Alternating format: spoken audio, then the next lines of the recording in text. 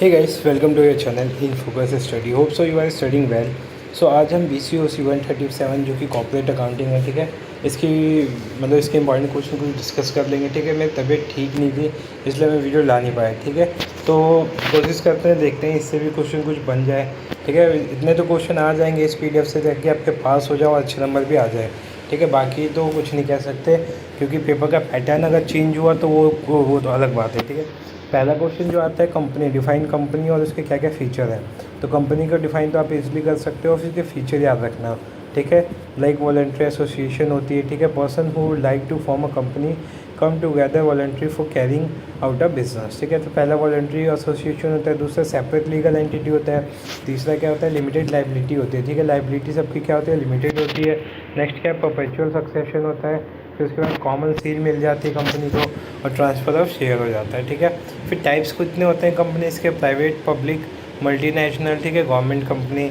फिर उसके बाद एक और क्वेश्चन आता है डिफरेंस वाला। ठीक है, कंपनी और पार्टनरशिप में क्या डिफरेंस है ये बताना होता है, तो इसको भी आप अच्छे से करके चले जाना। ये तो आप वैसे भी कर दोगे क्योंकि ये बहुत सालों से हम करते हुए आ रहे हैं।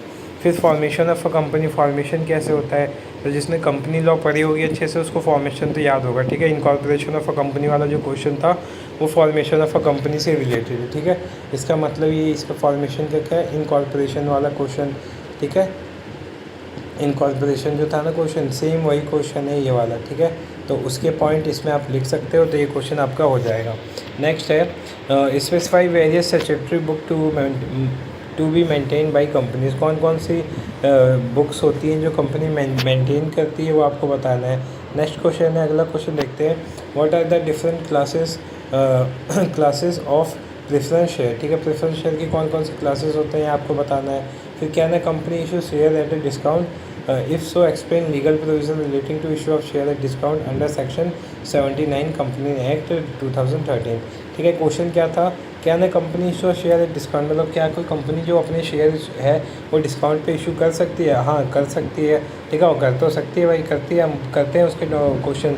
ठीक है, अगर करती है तो कौन कौन से प्रोविज़न है उसके रिगार्डिंग में वो आपको बताना है।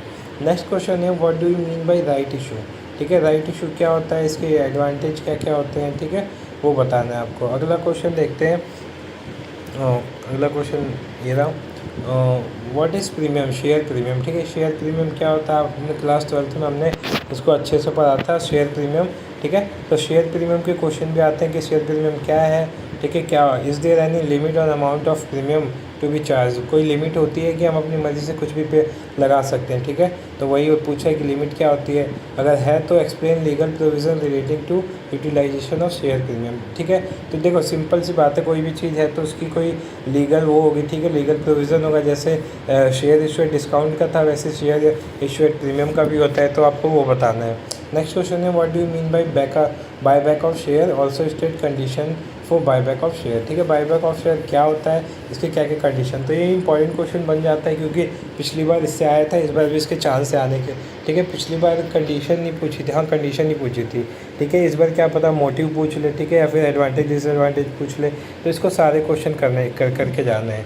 तो कंडीशन में क्या क्या होता है, पहला है the article of association of the company must authorise the process of buyback.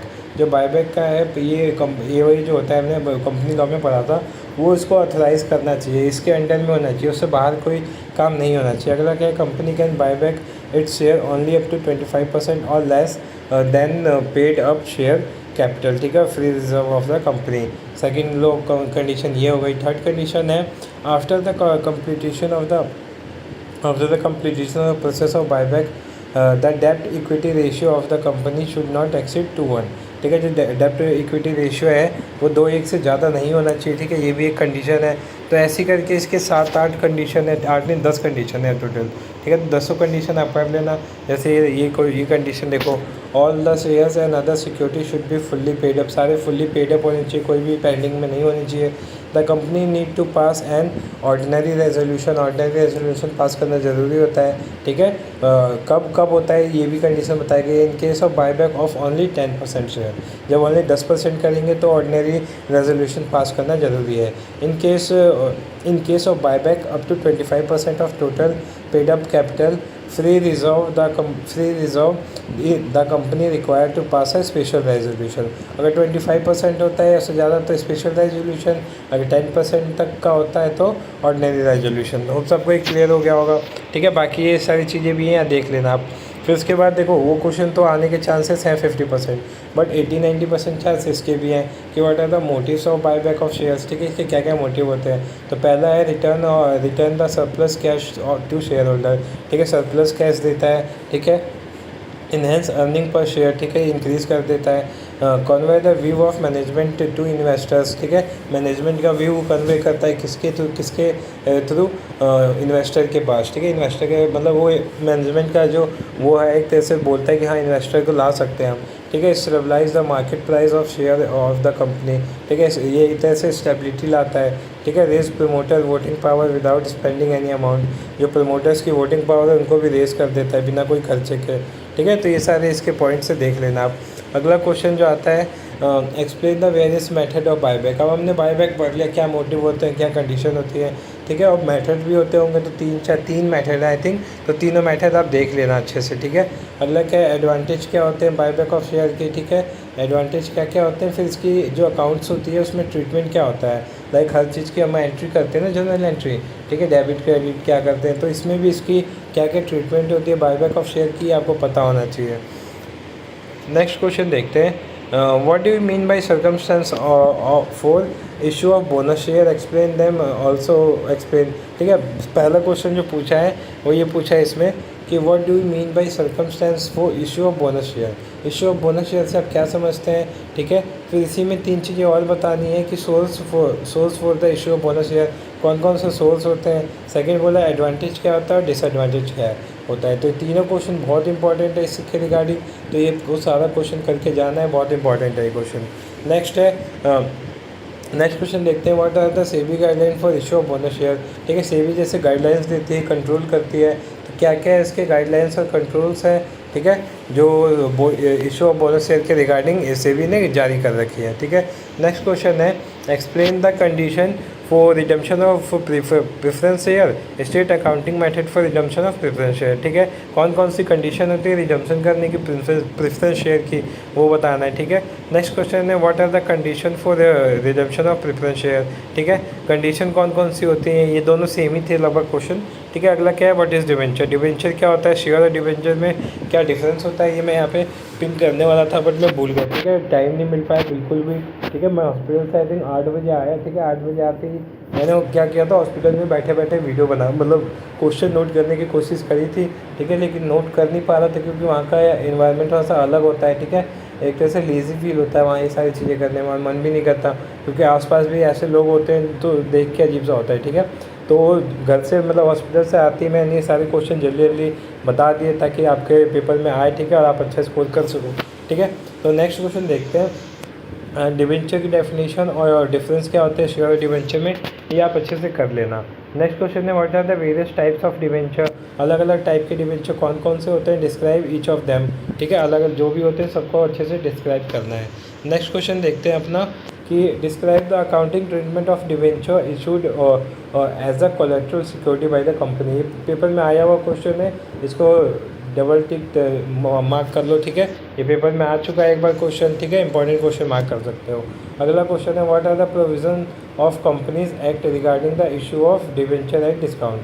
ठीक है, ये देखो ये क्वेश्चन आ चुका है, ये क्वेश्चन नहीं आया तो इसके आने के चांसेस थोड़े ज़्यादा हैं, तो इसको आप देख के जा सकते हो। ठीक है, मेरे ख्याल से आएगा क्योंकि मैं पेपर बना रहा हूँ तो मैं पेपर का पैटर्न देख रहा हूँ, जो दे चुके हैं उसके आसपास का क्वेश्चन देते हैं, तो ये उसके आसपास का ही क्वेश्चन है, तो इसको आप देख सकते हो। ठीक है, तो ये क्वेश्चन आप अच्छे से करके चले जाना, इसके भी चांसेस हैं काफ़ी आने के। ठीक है, वैसे इजी क्वेश्चन ये नहीं आएगा आई थिंक सो, लेकिन आप करके जाना, रिस्क मत लेना क्योंकि इजी क्वेश्चन तो इग्नू पूछ ही नहीं रहा है आजकल। ठीक है, कोई कोई पेपर में पूछता है। अगर आप एक क्वेश्चन देखते हैं what are the various types of debenture, explain, मतलब कौन कौन से टाइप होते हैं और सबको एक्सप्लेन करना है। नेक्स्ट क्वेश्चन है describe the accounting treatment for debenture issued at a collateral security. अच्छा, ये मैंने बता दिया है। ठीक है, एक सेकेंड। ठीक है, यहाँ से देखते हैं, हाँ ये वाले क्वेश्चन देखते हैं। ठीक है, नेक्स्ट क्वेश्चन है explain the sinking fund method of redemption of debenture giving the account entries involve at the various stage. ठीक है। पहला है सिंकिंग फंड मेथड होता क्या है वो आप बता देना इसमें, ठीक है। और फिर इनकी जनरल एंट्री कैसे करोगे आप वो बता देना, ठीक है। देखो अकाउंटिंग ट्रीटमेंट पूछे ना तो आपको सिंपली जनरल एंट्री बतानी है उसकी कि कैसे आप इसको जो जनरल लेजर है उसमें एंटर करोगे, जनरल में कैसे एंटर करोगे, ठीक है। तो ये आपको बताना है इसमें। Next explain legal requirement to as to profit and loss schedule 6 part 11 of following, ठीक है। तो इनके बारे में इन पर्टिकुलर जो चीज़ें इनके बारे में आपको एक्सप्लेन करना है, लाइक इनकम, ठीक है, एक्सपेंस, एप्रोप्रिएशन ऑफ प्रॉफिट, ठीक है, form of profit and loss account, ठीक है, special feature of company profit and loss, ठीक है। तो ये सारी चीज़ें देख लेना आप। नेक्स्ट क्वेश्चन डिस्कस करते हैं जो इंपॉर्टेंट है, पेपर में आने के चांसेस है। What are the special feature of the profit and loss account of a company, क्या है इसके फीचर होते हैं स्पेशल, ये कर देना। इंपॉर्टेंट क्वेश्चन है काफ़ी, ठीक है, ये देख लेना आप अच्छे से। नेक्स्ट क्वेश्चन है what do you understand by the appropriation of profit, what are the items relevant in that connection, ठीक है। क्या क्या होता है, देखो सिंपली पूछा है एप्रोप्रिएशन ऑफ प्रॉफिट क्या होता है, ठीक है, और कौन कौन से आइटम इसमें इंक्लूड होते हैं वो बताना है। नेक्स्ट क्वेश्चन है व्हाट आर द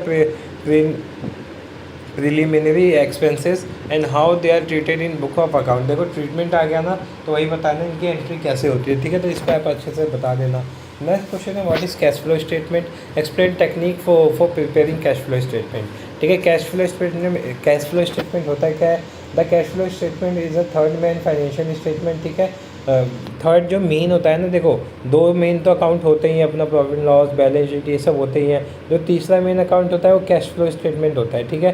तो थर्ड नंबर पे आता है ये, together with income statement and balance sheet, ठीक है। पहला इनकम स्टेटमेंट, दूसरा बैलेंस शीट, तीसरा cash flow statement. It helps to access the liquidity of an organisation by showing cash balance coming from operation, investing and financing, ठीक है। Cash balance को एक तरह से दिखाता है, ठीक है। The cash flow statement can be prepared with to separate method, direct और इनडायरेक्ट, दो मेथड होते हैं डायरेक्ट और इनडायरेक्ट। इसको आप डीप में पढ़ लेना, ठीक है, मैंने ये सब बता दिया बस। फिर इसके यूज़ क्या होते हैं कैश फ्लो स्टेटमेंट के, ये देख लेना आप, मैंने यहाँ पे आंसर इसका दे रखा है, ठीक है। पेपर में जाने से पहले एक बार देख लेना, ठीक है, अच्छे से, ताकि आप लिख सको। फिर उसके बाद है what do you understand by holding company, ठीक है। होल्डिंग कंपनी क्या होती है, इसके ऑब्जेक्ट्स क्या होते हैं, तो ये अच्छे से आप करके चले जाना। होल्डिंग कंपनी के बारे में पूछता है, ठीक है। एडवांटेज डिसएडवांटेज भी आते हैं, ये मैं मेंशन करना भूल गया हूँ, ठीक है। तो आप वो भूलना मत, ठीक है, आप करके चले जाना। नेक्स्ट है व्हाट इज़ अमलगमेशन, ठीक है। अमलगमेशन क्या होता है, जब दो कंपनियों को मर्ज कर देते हैं एक तरह से, उसे क्या बोला जाता है, अमलगमेशन बोला जाता है। डिस्क्राइब द ऑब्जेक्टिव, इसके ऑब्जेक्टिव क्या होते हैं। फिर what do you mean by reconstruction क्या होता है, differentiate between external reconstruction and internal reconstruction, ठीक है। उसके बाद नेक्स्ट क्वेश्चन है what condition are required to be fulfilled for amalgamation, ठीक है, in the nature of merger explain, ठीक है। जो अमलगमेशन होता है, ठीक है, उसमें क्या क्या कंडीशन होती है उसकी, ठीक है। देखो ऐसी तो उसको हम मर्ज नहीं कर देंगे, ठीक है, उसके लिए क्या कंडीशन होनी चाहिए, तो वो कंडीशन को फुलफिल होना चाहिए, करना चाहिए, ठीक है। फिफ्थ क्वेश्चन है इसका इंपॉर्टेंट, जो देखो ये ना लास्ट का ब्लॉक है, आई थिंक हम ब्लॉक 5 है, तो इससे भी क्वेश्चन आते हैं, ठीक है। डायरेक्ट क्वेश्चन आए थे पिछली बार, तो इस बार भी हम कोशिश करेंगे डायरेक्ट क्वेश्चन आए, ठीक है, और आएगा भी, आई थिंक डायरेक्ट ही आएगा, ठीक है। इससे इनडायरेक्ट चांस है नहीं आने के, ठीक है। तो ये सारे क्वेश्चन आप कर लेना, लाइक गुडविल अच्छे से पढ़ लेना। गुडविल देखो घुमा के भी पूछे तो ये मत कहना सर ऐसे आता है, ठीक है। गुडविल के बारे में आपको पता होना चाहिए, गुडविल की जो जनरल एंट्री होती है वो पता होना चाहिए, गुडविल के एक्सेप्शन पता होने चाहिए, रिजर्व क्या होता है इसकी भी स्टेटमेंट पर, मतलब जनरल एंट्री और इसके बारे में अच्छे से पता होना चाहिए, ठीक है। तो ये सारे आप क्वेश्चन अच्छे से देख लेना। हम नेक्स्ट क्वेश्चन पे चलते हैं, ठीक है। अगला क्वेश्चन है शॉर्ट नोट्स आ जाता है कभी कभी, ठीक है। तो शॉर्ट नोट किस पे होगा, एब्जॉर्प्शन हो जाएगा, ठीक है, cooling of the internet method हो जाएगा, net payment method of purchase consideration, ठीक है। ये भी क्वेश्चन आता है, परचेज कंसिडरेशन क्या होता है, ये आप करके चले जाना अच्छे से, ठीक है। ये भी क्वेश्चन पूछ लेता है परचेज कंसिडरेशन क्या होता है, तो इसको कर लेना। फिर अमलगमेशन, ठीक है, एब्जॉर्प्शन और रिकन्स्ट्रक्शन, इन तीनों में क्या डिफरेंस है ये भी पूछता है। इसका आंसर मैंने नीचे दे रखा है, आप देख लेना, ठीक है। ये रहा यहाँ पे आंसर दिया हुआ है, आप अच्छे से देख लेना इसको, ठीक है। बाकी पता है आपको, अगर आपको पेपर में इसको करना है तो बहुत सारे तरीके हैं करने के, वो भी आप तरीका यूज़ कर सकते हो, ठीक है। मैं बताऊँगा नहीं, आपको पता है, समझा दो। फिर अमलगमेशन के क्या क्या इंपॉर्टेंट्स होते हैं वो आप देख सकते हैं यहाँ पे, ठीक है। फिर उसके बाद ऑब्जेक्टिव क्या होते हैं, ऑब्जेक्टिव देख लेना आप। फिर उसके बाद जो रिकन्स्ट्रक्शन होता है ये क्या होता है, दो टाइप के होते हैं, एक्सटर्नल इंटरनल, ये आप देख लेना। फिर शॉर्ट नोट में कुछ और बच्चे कुछ क्वेश्चन है, like goodwill, capital reserve, subsidiary of company, ठीक है, माइनॉरिटी इंटरेस्ट, एब्जॉर्प्शन, ठीक है, पूलिंग, ये सब मैंने बता दिया था, ठीक है, ये देख लेना। फिर advantage of holding company, holding company के एडवांटेज क्या होते हैं? बेटर क्वालिटी होता है, डिसीजन मेकिंग में अच्छा होता है, ठीक है, यूटिलाइजेशन ऑफ रिसोर्स अच्छा होता है, easy method of acquiring control होता है, तो कंपटीशन क्या करता है? कम करता है, ठीक है। तो ये सारी चीज़ें होती हैं, इनकम टैक्स बेनिफिट होती है, मैनेजमेंट बहुत अच्छी हो जाती है, इनहेंस करता है कॉर्पोरेट प्लानिंग को, ठीक है। तो ये सारी चीज़ें अब देखो, जिसकी अच्छी चीज़ें होती हैं उसकी लिमिटेशंस भी होती होंगी, तो इसमें लिमिटेशन है, सीक्रेट रिजर्व होता है, ठीक है, मिस मैनेजमेंट कभी कभी हो जाता है, फ्रॉड भी हो सकता है, ठीक है। तो ये सारे में इसके वो हैं, ये आप देख लेना, ठीक है। Different types of holding company के क्या क्या टाइप होते हैं वो आप देख लेना। यहाँ पे मैंने एमएलगमेशन की डेफिनेशन दे रखी है, लाइक व्हेन टू और मोर companies same in all respect go into liquidation and new companies form, ठीक है, मतलब सेम होनी चाहिए कंपनी, ये नहीं कि एक कंपनी ऑयल फॉर्म कर रही है, एक चेयर फॉर्म कर रही है तो ऑयल वाली चेयर बना दो, अब नहीं, ठीक है, सेम होनी चाहिए। प्रैक्टिकल क्वेश्चन में मैं ज़्यादा कुछ नहीं बताऊंगा, ठीक है, क्योंकि देखो मेरे बताने से प्रैक्टिकल क्वेश्चन आप एक दिन में नहीं कर पाओगे, सिंपल सी बात है, बट जिसको आता है वो मैं बोलूँगा करके चले जाना। Profit and loss account, balance sheet, cash flow statement, ठीक है, ये इनमें से कोई एक क्वेश्चन आएगा, ठीक है, पक्का आने के चांसेस है, प्रॉफिट एंड लॉस और बैलेंस शीट का और कैश फ्लो स्टेटमेंट का, ठीक है। तो होप तो आपको वीडियो अच्छी लगी हो, ठीक है, काफ़ी मेहनत लगी इस वीडियो को बनाने में, ठीक है, क्योंकि मेरी तबीयत ठीक नहीं थी, ठीक है। तो वीडियो को हर जगह शेयर कर देना और वीडियो को लाइक करना, अपने अच्छे अच्छे वीडियो पे कमेंट कर देना ताकि और लोगों को भी पता चले कि इस वीडियो को बनाने में कितनी मेहनत लगी है, ठीक है। Bye bye.